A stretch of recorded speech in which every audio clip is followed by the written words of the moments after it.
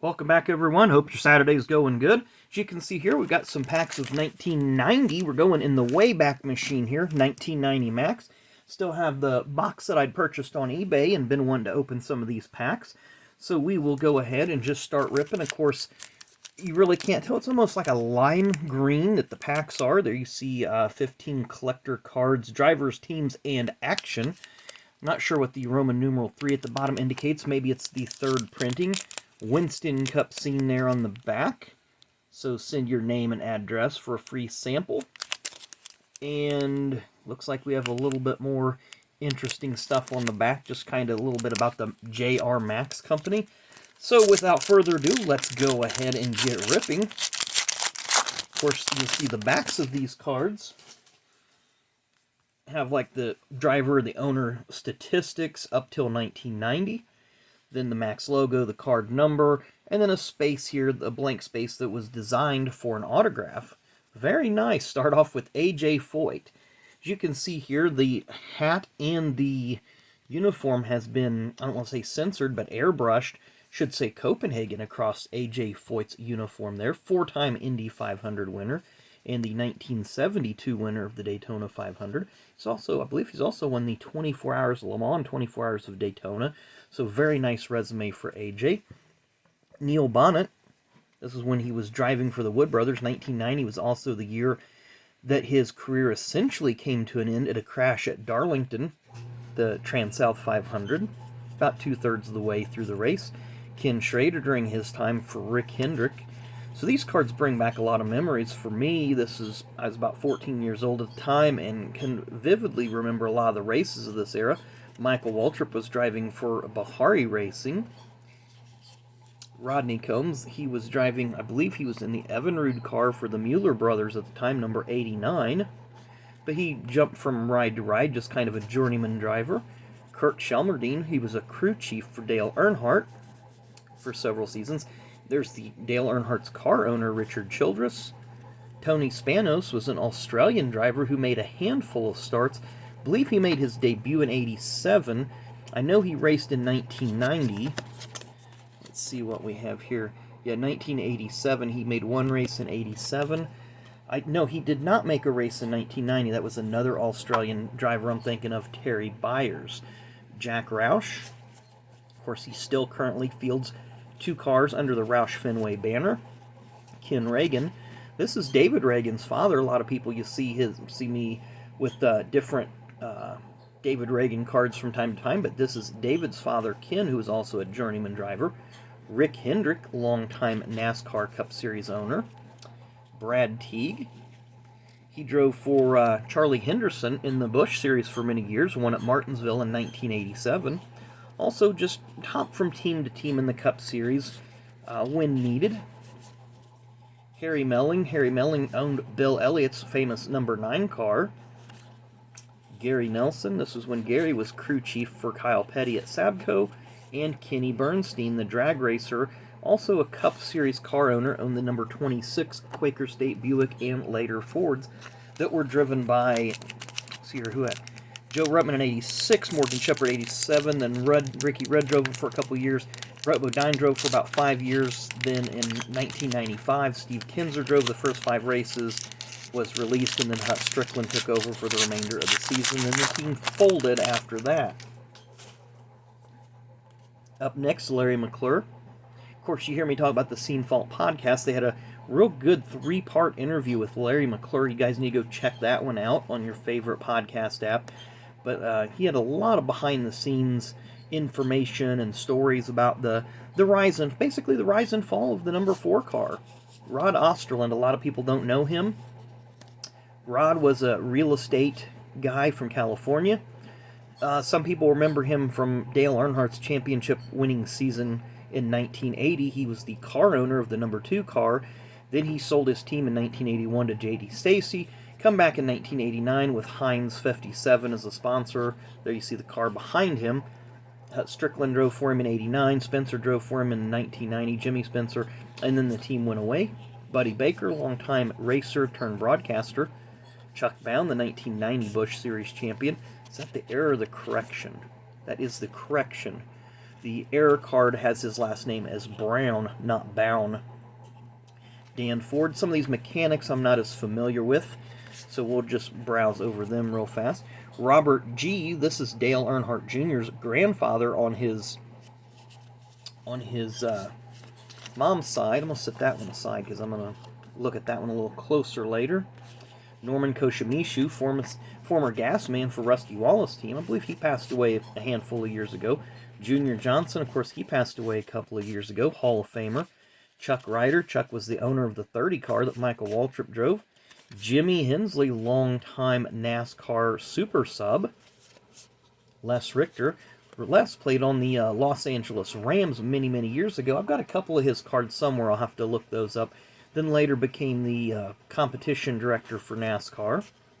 Harry Hyde. Of course, the movie Days of Thunder, the crew chief Harry Hogg is loosely based on Harry Hyde. Bill Engel, who was Michael Waltrip's crew chief at the time. And Bill did drive a few Busch Series races for Diamond Ridge Motorsports during the 1996 season. And longtime Busch Series campaigner Tommy Houston, who has also got a nice two-part interview on the Scene Vault podcast. Lots of great stories of the Busch Series by Tommy. And just the struggles of running a family-owned team.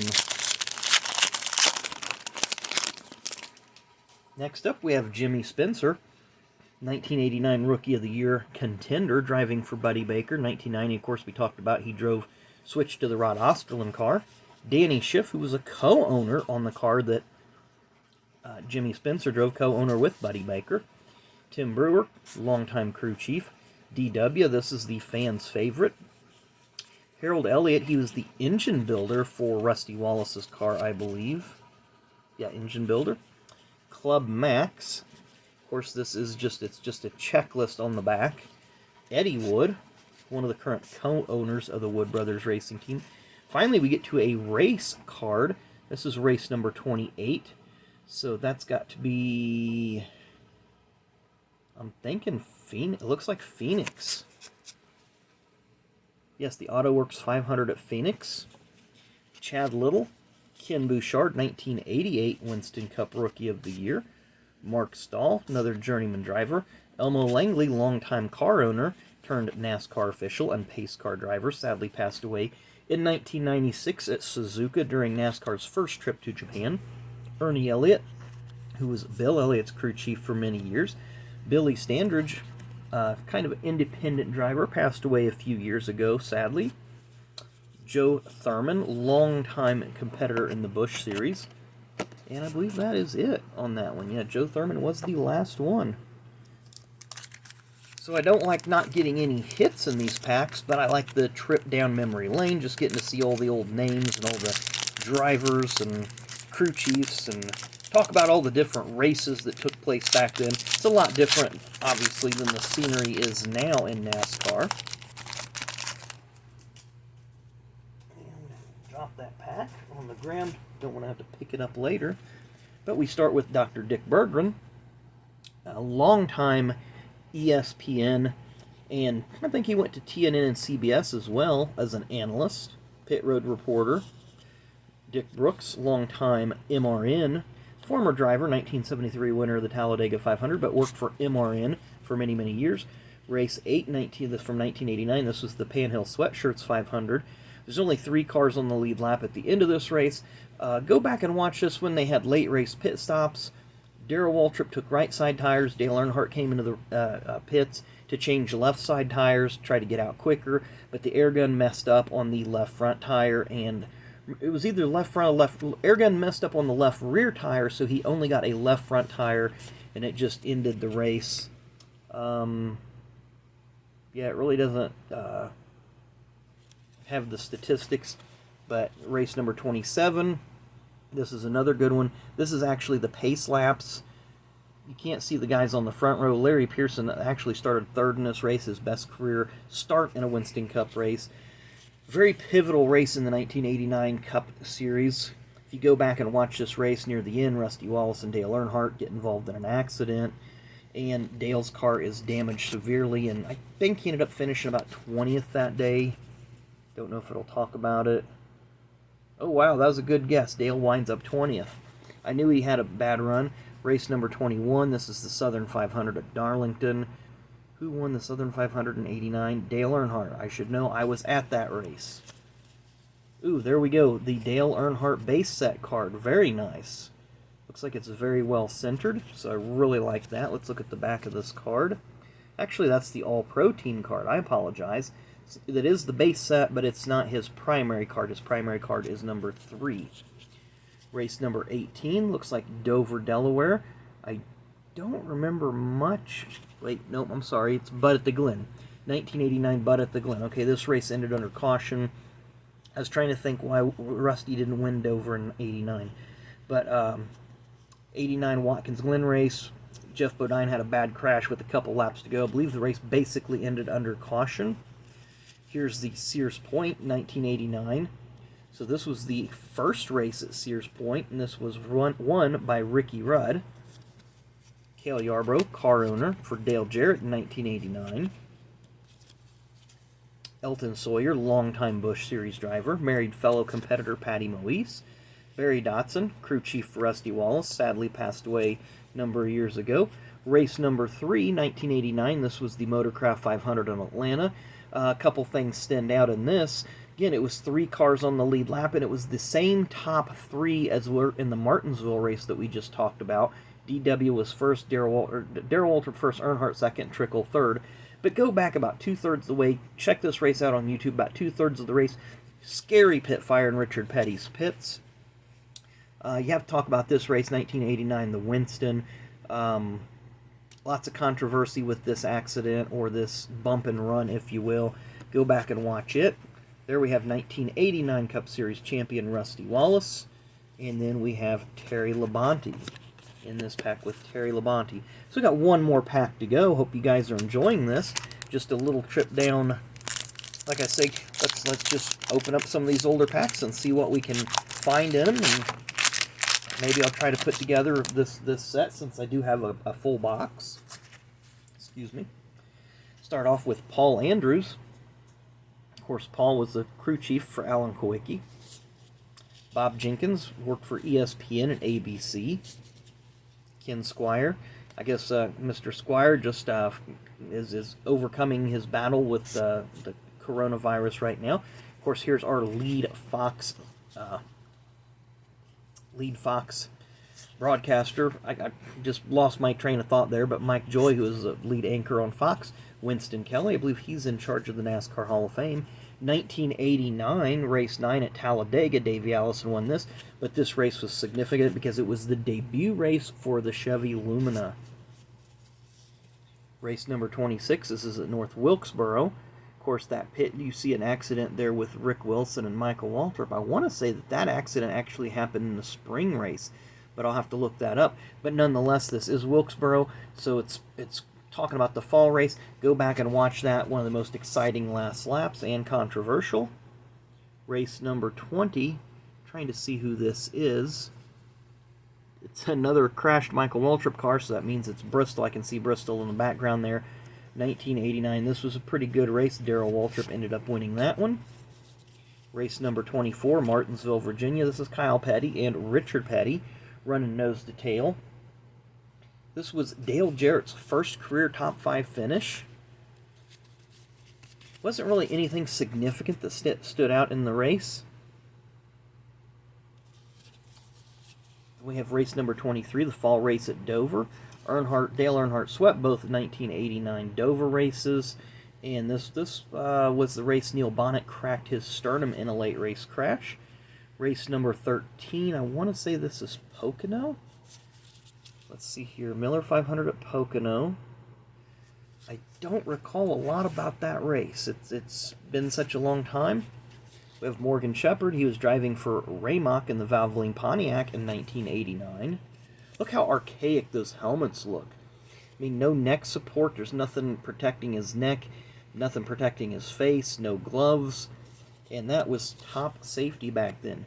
Also in 1989, along with winning most popular driver and the Daytona 500, excuse me, Darrell Waltrip's team won the annual Unocal Pit Crew Championship. Jimmy Makar, who now works at Joe Gibbs Racing, I believe he was a tire changer, but But if you look closely, it looks like he's got a mini satellite dish on his head. He's got one of the original crew cams for ESPN. I believe that was debuted at Rockingham in the spring race. So let's take a look. I believe he's a tire changer at this time.